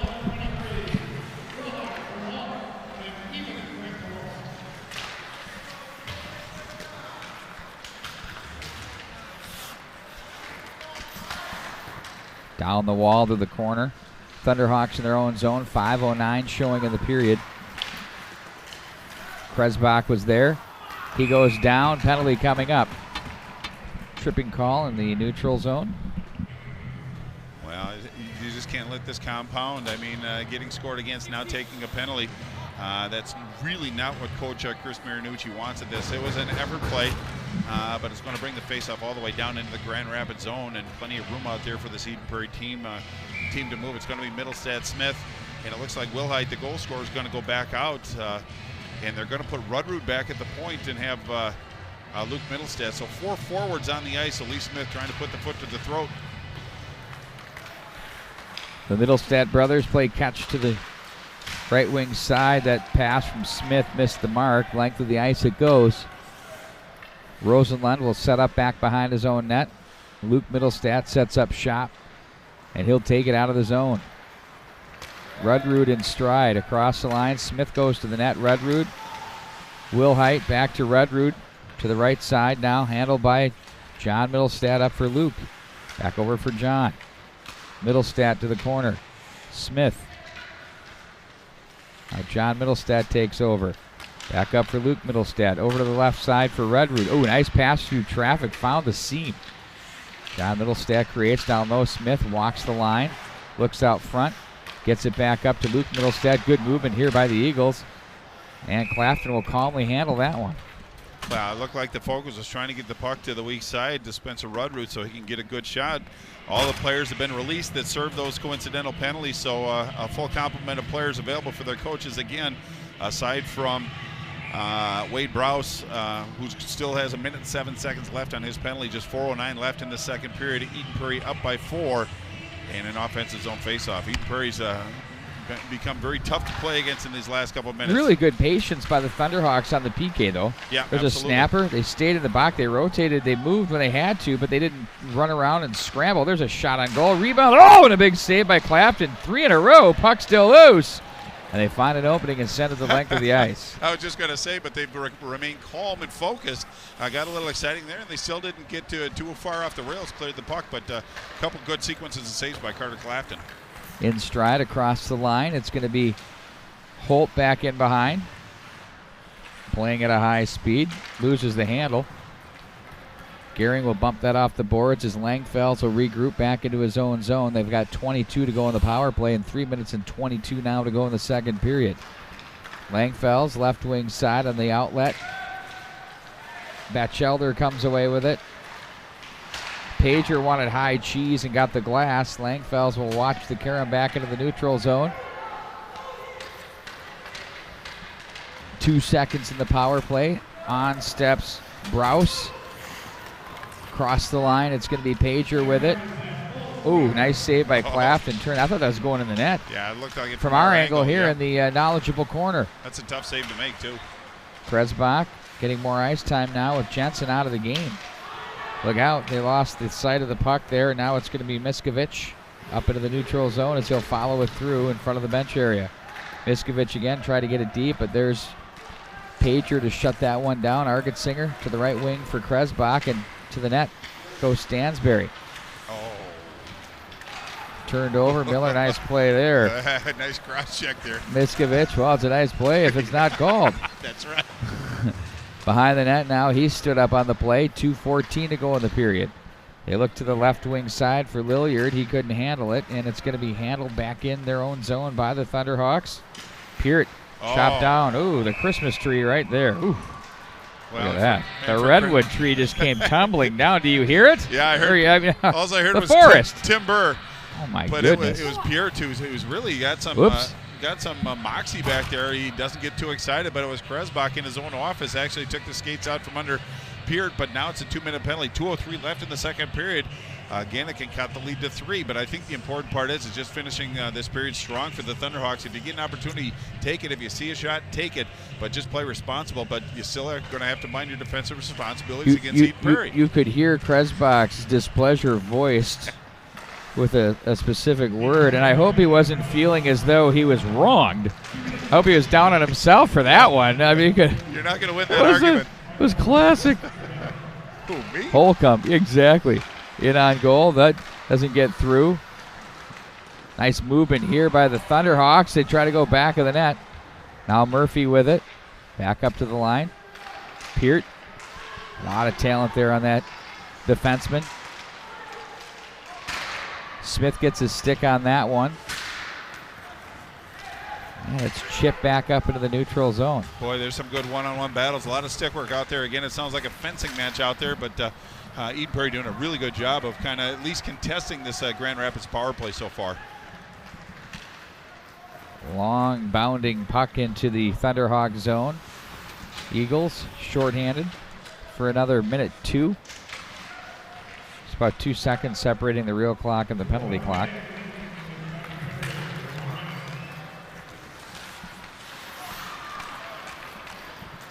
It's always classic. You see the JV team there of Edina finishing up their game on the South Rink here at the Holiday Classic, working their way back to the locker room area. It's about a 2-mile walk. It's a cool-down session is what it is. Oh, no doubt about it. For me, that's exercise. For a week. I didn't mean that. Murphy. Langfelds hits the official on the way out of the zone with 22 to go in the period. Part of the game. That's correct. Jagger plays this back behind the net. Luke Middlestat wants to clear the zone. There's 10 to go in the power play. And it'll be the Thunderhawks again, hard off the boards. John Middlestat crashes down. Ooh, he nearly pushed that one through Miller, and John Middlestat exchanged pleasantries to close out the period. As each team scores a goal in this one, now it's the Eagles 5 and the Thunderhawks 1 as we prepare to head in for the third period. Remember, the Eagles are without Jack Jensen in this one as well. We'll be back with more coming up for you right after this. Periods on our Minnesota high school hockey coverage, and are pleased to be joined by Tradition Capital Bank's Scott Boyning. Scott's the market president for Tradition Capital Bank. And Scott, you got quite the thing going on here. Can you kind of give us an overview on Tradition Capital Bank? What is it? How many employees, future offices, or what you have for offices and future growth? Sure. Thanks, Pete. Thanks for the opportunity. Tradition Capital Bank was a de novo bank in July of 2005. Today, 13 years later, we're about $700 million in assets, so a nice-sized bank. Main locations in Edina, Minnesota. We have a full-service bank in North Oaks, and possibly looking going to the West Metro in 2019. Oh, really? Yeah. Can you give us any nibbles of what you're thinking? Or just growing the franchise. We've got a lot of clients and referral partners out in that area, so that way we'll be able to service the entire Twin Cities metro. Boy, that's fantastic. So you'll have all angles covered there. From your bank, I personally bank with you. Thank you. And I love it. It's very efficient, very impressive. The staff is great, and all of the services are fantastic for me from a business perspective. Can you tell us a little bit about what makes your bank unique? Yeah, we really focus on the relationship banking model, which is really getting to know our clients. So we're more positioned as a private bank, which means a lot of different things to different people, but really what we're focused on is larger relationships, less customers, more service. Kind of the old school way of doing banking. We sit down, meet with an individual, talk about themselves and their business and how we can help them. If it's over a cup of coffee or if it's at the bank or at their business, it's the face-to-face handshake type relationships we have. That I think in this day and age in banking kind of sets you apart with some of the big guys. The big out-of-the-box chain type banks we've seen. But the other thing is how much has that, do you think, contributed to your future growth out to the West, and also your $750 million in assets, that type of strategy? How much has that played into it? It's a very important part of our strategy. We're 99% referral based, so great clients like you telling other people, that's the best way for us to grow. We've been organic growth from day one, hiring good people and taking care of our clients, and that's how we continue to kind of see our growth going forward. Now, we know the economy has been soaring and the stock markets have been incredible, and it's been, for a lot of people, a good year. How has the year been for Tradition Capital Bank? It's been another strong year. We've had about organically about $100 million of growth year over year for the last 4 years. And a lot of that is attributed to the overall economy in the Twin Cities and Minnesota market and the real estate market. Obviously, lately, rates have gone up a little bit, but we still feel there's a lot of strong growth in the new housing, new construction area going into next year. But we also, we're getting larger as a bank, we're getting more diversified. So seeing businesses grow, need for capital, and with rates going up, we're also paying a little bit more on deposit rates, which correspondingly kind of can help or hurt your margin depending on how you're doing. In terms of, we kind of touched on a little bit about word of mouth and your relationships and those kinds of things, but what is one of the things that you do to, beyond that, to compete with the larger big name banks that you see the signs everywhere? Yeah, for us, it's try to make banking simple and quick turnaround. We're locally owned and operated, so we make decisions here locally really quickly. Term sheets usually within 24 hours for a loan. Deposit accounts we can set up very efficiently, very fast. Technology is a game changer. I think that's the great equalizer in banking going forward. So we continue to invest in technology to help make it easier for our clients and their businesses to do business with us. Now, we do know that technology is part of everything, and there are some tools out there that people employ in every aspect of business. What have you done on the banking side of things to utilize that? For us, it continues to be, I think, paramount is the security side, and we continue to make investments in security. You've seen a lot of fraud, cybersecurity, things like that in the news. And then mobile apps, continuing to make our mobile app the best we can to make it easy, taking a picture of your check to make a deposit so you don't have to come in, moving money. We're also researching additional ways for people to be able to move money easier. Yeah. You've heard of Zelle and different things like that. I think you're going to continue to see that. Fintech's a big word these days, but More innovations in technology will help banks like us compete with the bigger banks, because if you can combine the relationship plus the technology, that's really tough to beat, I think. So, kind of be a fast follower, if that makes sense. Yeah, absolutely. Why not? You don't need to invent the wheel, you just need to modify it. Exactly. And that's, banks of our size, I think that's kind of the golden rule going forward is make sure you have the products and services, but combine that with the true relationship banking model. Any last words you have for our listeners? We'd love to help you. We're here in Edina and North Oaks. If you're looking for a locally owned, operated bank, we'd love to take the time to meet for coffee and see how we can help you. I second that motion. Make the call. That's Scott Boyning. He's the market president from Tradition Capital Bank. And once again, they're a member FDIC and equal housing lender.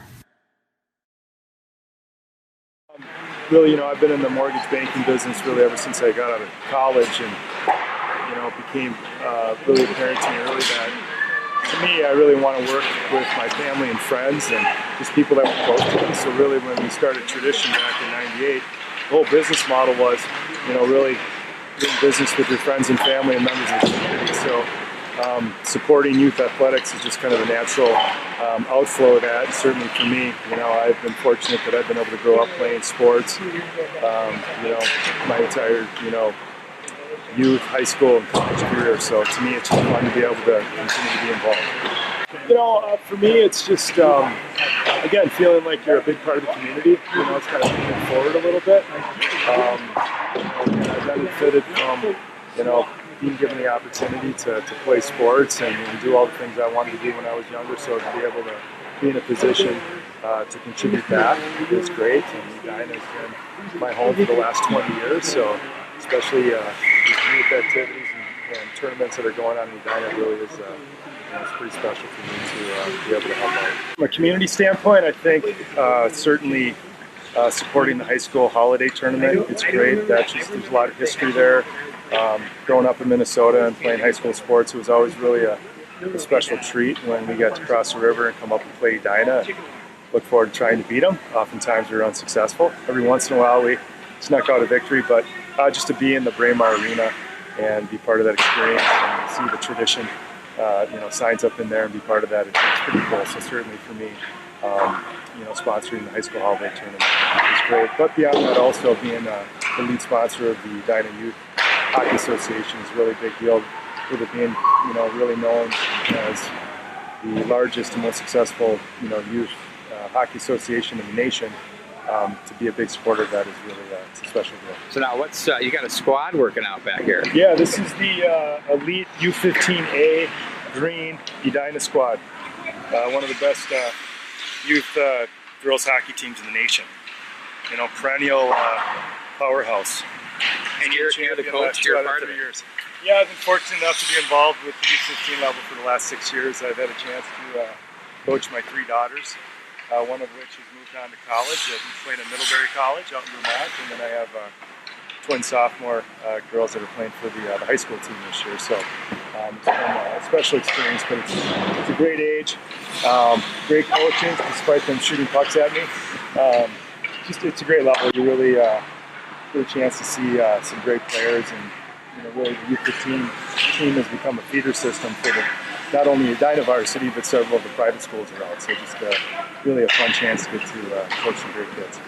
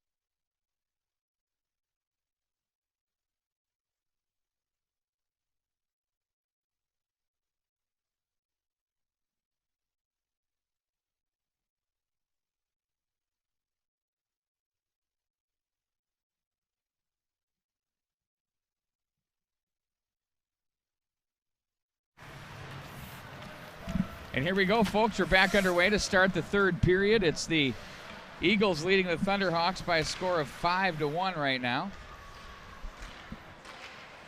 Along with Bart Archer and Pete Wagner. Bart.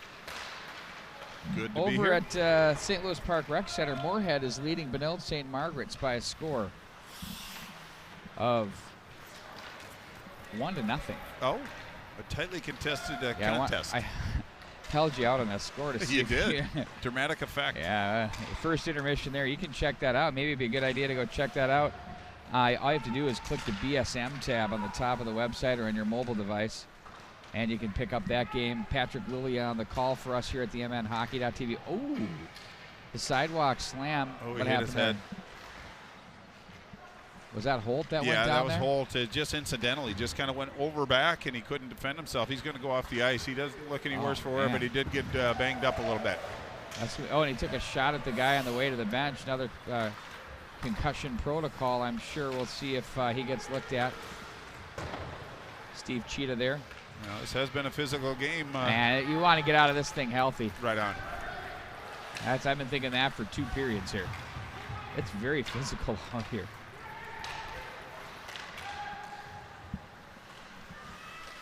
Well, I'd like to extend a hello to Joshua Kritzer from Portland, Oregon, joining us tonight for the Edina Holiday Tournament, and Earnhardt Jaworski from St. Paul. Earnhardt. What a great name. Former Hill Murray Pioneer. Good to have you on board, Yeah, buddy. thank you for joining us. We're working on getting Jaws involved with the broadcast as well. How would you like to have the names of Dale Earnhardt as your first name and Ron Jaworski as your last name? Like, that's the greatest fusion of athletes. Penalty behind the play. It's going to be on the Thunderhawks. Saved by Clafton. Off the ice goes Rosenlund. Well, they're not making it any easier on themselves, but yeah, it is going to be, I think it's going to be, well, I thought it was Gehring, but it's not going to be Gehring. It's going to be a mystery as far as who goes to the box. Murphy. But, okay, it's going to be McCray Murphy, the junior forward. But Eden Prairie back on the power play. Let's do a quick rundown, if we can, of the scoring. First period opened the scoring at 1:08. It was John Middlestad from Will Height. Then it was Jensen with his 5th from Smith and Langfels at 9:10. Holt with his 2nd for Eden Prairie from Langfels in 16:51 on the power play, brought it to 3-0. Rudrud opened the scoring in the second period at the 46-second mark with his 3rd from Jensen and Middlestad on the power play. Again, then Grand Rapids answered. It was Holcomb with his 2nd at the 9:03 mark unassisted. And then it was Will Height to round out the scoring with his 3rd from Holt at 11:23. But the challenge is in front, and now Grand Rapids to kill out. You had another penalty, Pete.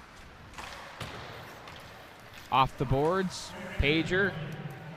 Eagles with a 4-goal lead, looking to extend to 5. That one was for head contact. Holt is back in the game.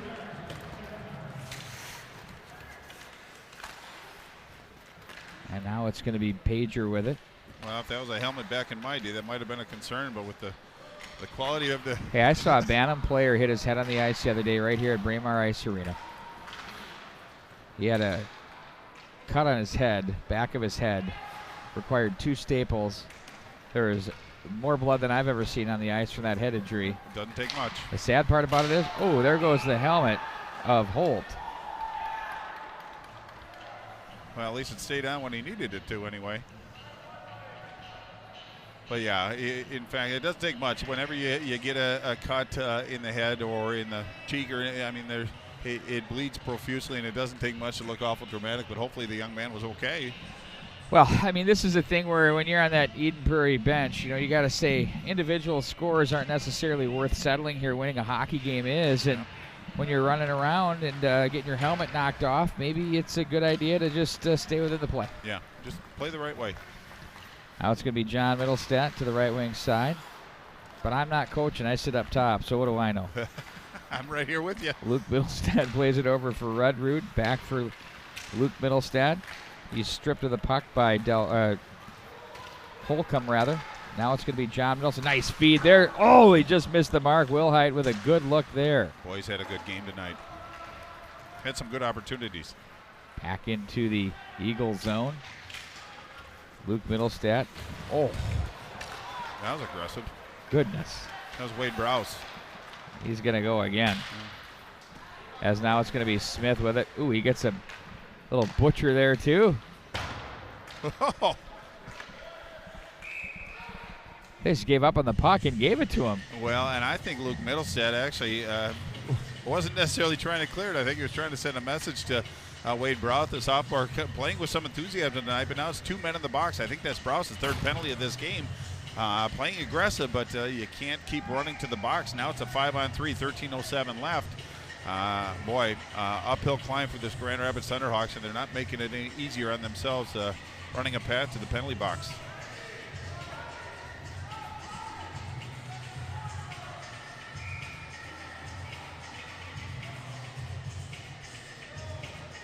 Prairie's not one to really take their foot off the gas either. Ooh, good win by Grand Rapids, clears it all the way down the ice. It's a good start. Well, that gets rid of one, and now they're back to a 5-on-4. Luke Middlestead. Nice feed to Holt with speed across the line. Drops it for Rudrud. They'll set up at the 5-on-3 as Murphy heads to the bench, and now they get their extra fourth attacker on. That was Miskovich. There's a shot by Langfells. Off the end boards it goes. Jagger is there. Rudrud now. Langfells. Now Middlestead with it. Touch pass for Langfells. Lost the handle. Look out, they got a possible breakaway. Looking to work this was Miskovich, and Rudrud gets there. Rosenlund makes the save and pokes it away for Rudrud. 1:04 to go in the man advantage. Rudrud, left wing side. John Middlestead pulls it, shoots it, nice, scores! Oh, nice move in the slot area there. And it's now 6-1 Eagles. Watch this one from John Middlestead, Bart Archer. In fact, it was a nice dish. He picked it up just inside the blue line and used his speed. And I think he used Rudrud to kind of get the goaltender's attention and just pulled the puck, change the angle a little bit, went glove side, about 1.5 feet off the ice. That's a tough one for any goaltender to corral. But for Middlestead, that's going to be his second goal of this contest, and I believe third of the tournament. He's fun to watch up there, Bart. He's so smart, and you give him that kind of room in the slot area, he's going to open up and find it every time. And he's just, it seems like each game that he plays, he gets a little bit more confidence, a little bit more relevant to what Eden Prairie's doing. But I think that's just a consequence of going out and making plays, and every little bit of confidence he can get, he's bringing to his game. But he's a very calm player out there, but he's very exciting and fun to watch. Thunderhawks out of the zone. At the line, delayed offside. Eagles to center ice. It's Lilliard that makes the play. And the Thunderhawks will regroup in their own zone with 11:35 to go in the third. Well, now I think it's just up to Grand Rapids to win the final 11:30 of this third period and really kind of establish something as far as playing their style of game. They got another one tomorrow, but you want to build some momentum going in. Just play the right way. That's a delayed whistle for a high stick, but the Eagles get there first to the slot area through everyone. Now Lilliard is there from the right point through traffic. Nice save, hung on to. Face off to the left of Clafton. Well, it seems like Grand Rapids is still trying to get out there and compete. There's some character on this team, but they're still playing the physical game. In fact, I think it was Grant Wilson, the junior defenseman, that got away with one. Could have been an interference penalty. So they're just going to have to tighten up a little bit. You can still be physical, but you don't have to go too much over the top, especially if it's not relevant to the play going on. If you're a fan of high school hockey tomorrow, here's our schedule for you. At 2 o'clock, we have a pair of games coming off. They're both girls' games. It's going to be Edina and Wayzata right here at Braemar Arena. And Holy Angels in Minneapolis at the Ridgefield Ice Arena. Then at 3 o'clock, it'll be Moorhead taking on Minnetonka. Then we'll have, of course, Eden Prairie, Grand Rapids at 6 o'clock here. And then Edina, Eden Prairie to close out the Edina Holiday Classic at 8:30. There's a shot turned aside by Clafton. Nice job there. Talk about a schedule, Bart. That's some serious action in one day on the MNHockey.tv. Now the Eagles pager's going to go. Yeah, just got his foot out, and he took down Koenig. Koenig's had a tough go of it tonight, but he's out there competing and mucking it up. But now it's going to be Eden Prairie that's going to go to the penalty box. Grand Rapids has a great opportunity. 10.5 minutes left to go in this third period. You know, coming back from a 6-1 deficit is obviously a tall order, but if you from this point can treat it like a 0-0 game and win the final 10.5 minutes, that bodes very, very well moving forward and into tomorrow. Yeah, you know, tomorrow's games, are always so interesting, and Elk River Grand Rapids always brings such a tempo to their games. It's just great. Yeah, I think that 8:30 start time might be a soft start time because it might be 8:45 to 9 o'clock just because of the way that Elk River and Grand Rapids plays. But there's implications outside of the holiday tournament in that contest, so it should be a spirited affair. Murphy around the boards to the far side.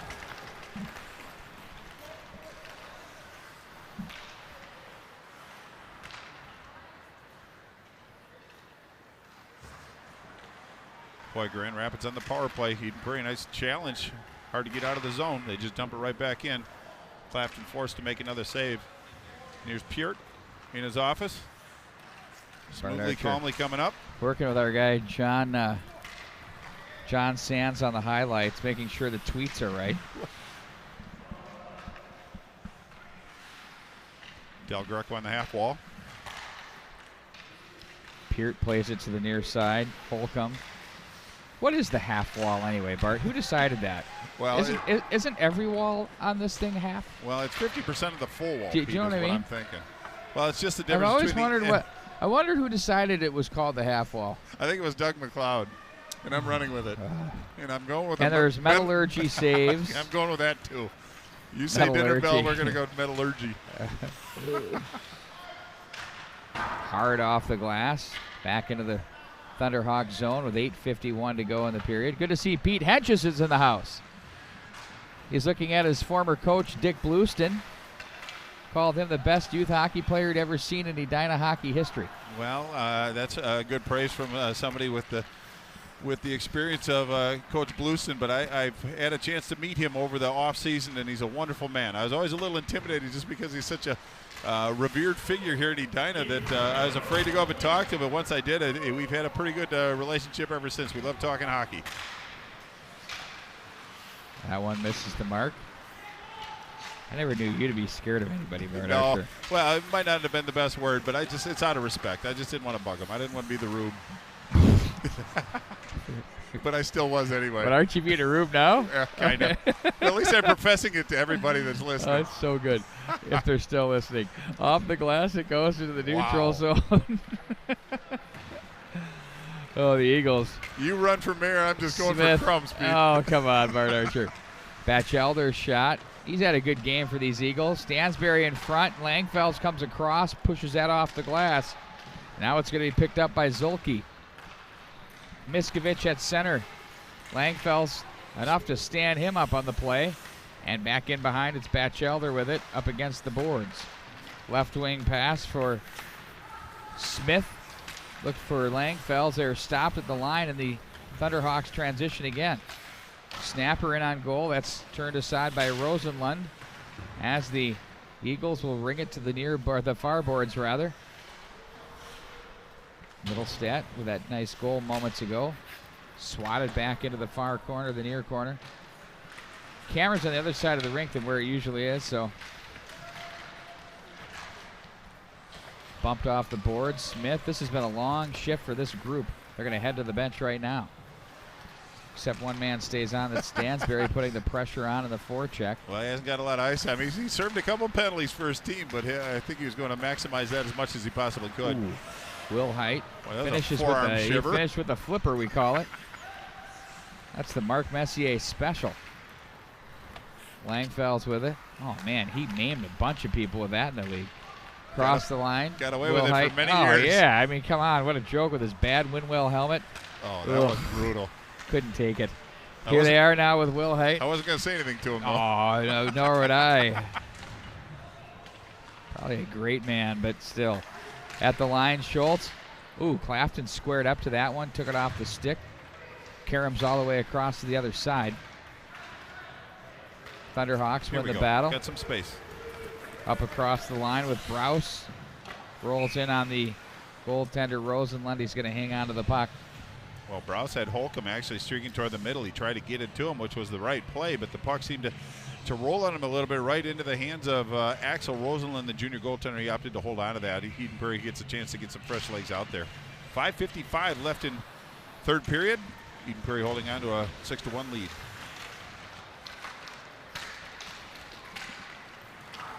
It's now 1-1 in Benilde St. Margaret's in the second period.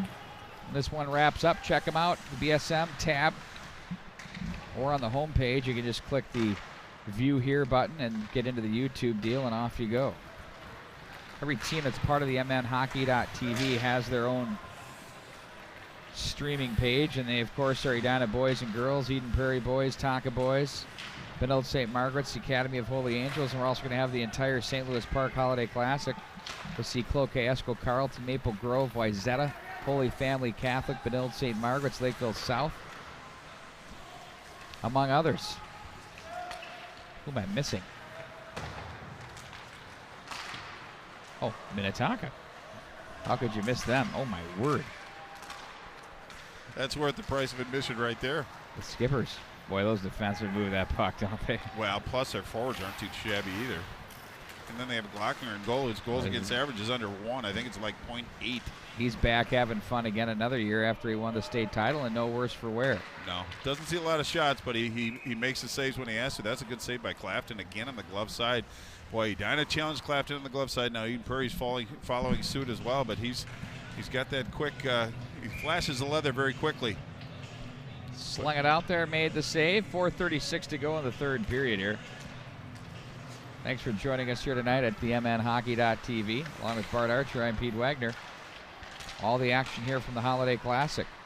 They try to go short side on that one. Boy, Rudrud just sent Miller on a bit of a road trip. To nowhere. Out of the play for sure. That's right.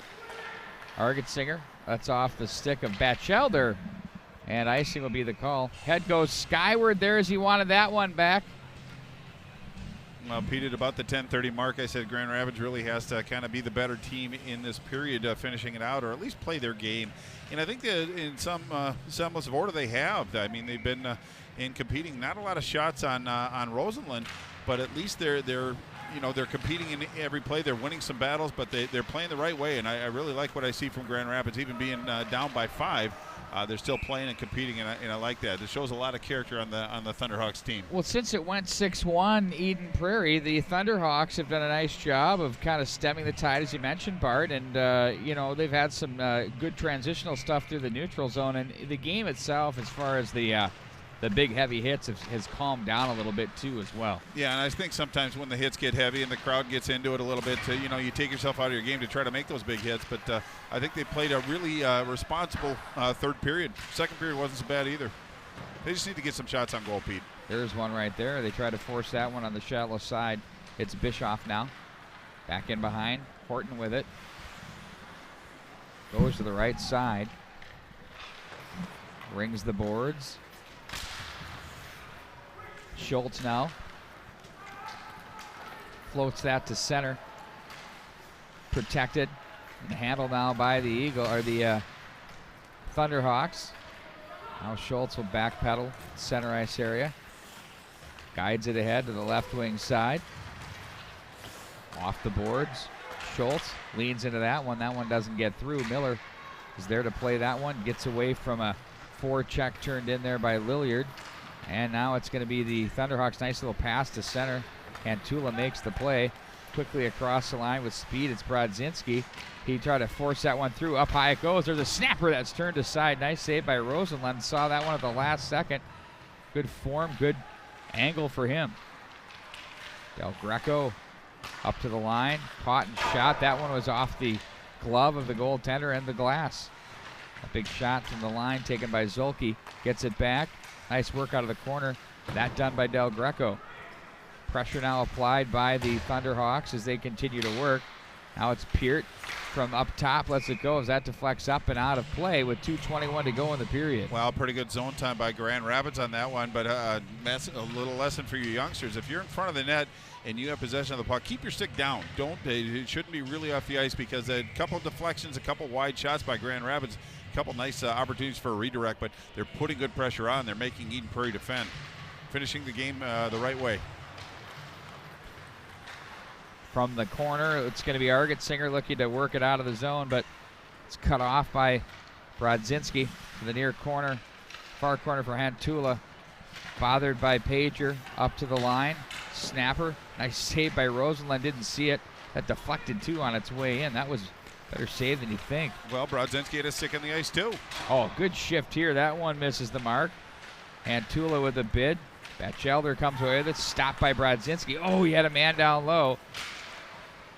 Arget-Singer gets his stick on Antula again.